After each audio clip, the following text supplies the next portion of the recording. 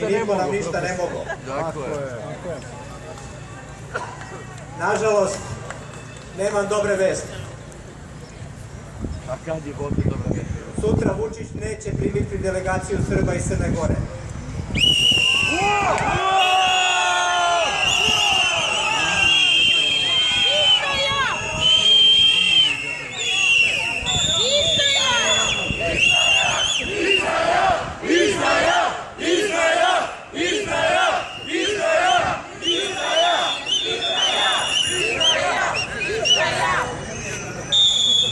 Nađen je modus vivendi. Zašto da ih ne primi? Zbog toga što ako dođu ovde, u povratku moraju biti 28 dana u karantinu jer još uvek traju mere zbog korone. Majstore su namaženi. Ne plaše se oni korone, oni se plaše kolone. Litija, koja se na pravoslavnom srpskom jeziku kaže litija ili litije.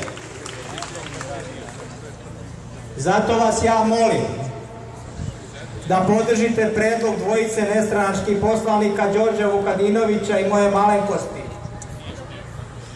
Da zajednički odavde uputimo apel i zahtev predsjedniku Republike Srbije da sutra sedne u avion zajedno sa patrijarhom srpskim, sa ministrom inostranih poslova i da odlete do Podgorice.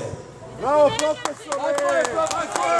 Ako ne mogu Srbiju i Beograd, može srpsko rukovodstvo u Crnu Goru. Tako je, profesore.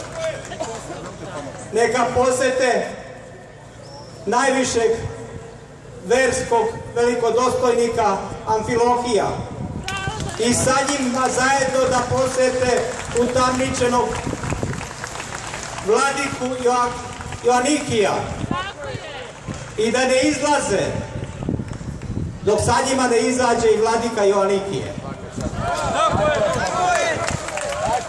Ako to nisu spremni da urade, neka ostanu u Crnoj Gori dok vladiku Joanikija ne puste svome hramu.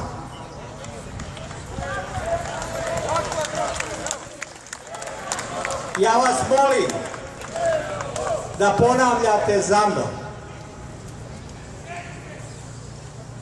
Jedna vera pravoslavna. Jedna vera pravoslavna. Jedna vera pravoslavna. Jedna vera pravoslavna. Jedan narod srpski. Jedan narod srpski. Jedan jezik, jedno pismo ćirilica. Jedno pismo ćirilica. Jedan jezik srpski. Jedan jezik srpski. Dva narečja ekavsko i ekavsko.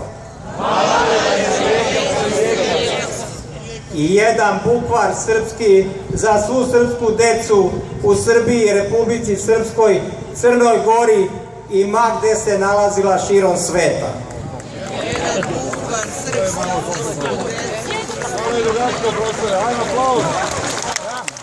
Pozivam vas da večeras odemo do Radio televizije Srbije i da zahtevamo da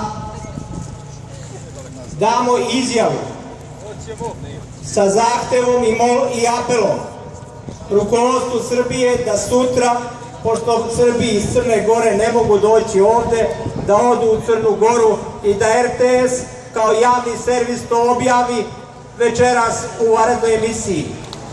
Odlično. Hvala vam.